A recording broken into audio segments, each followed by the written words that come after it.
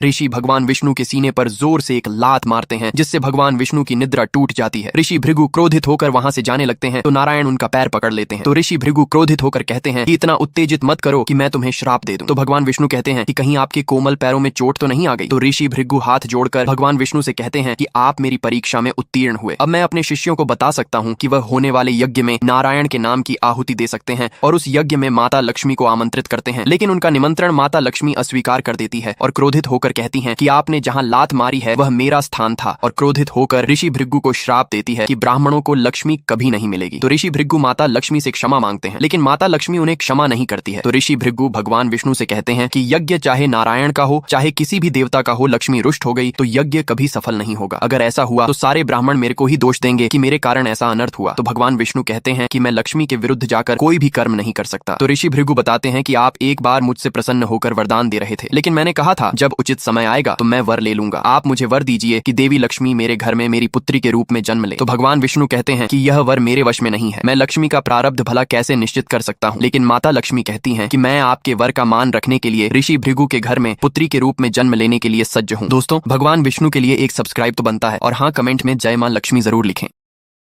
Download ShareChat.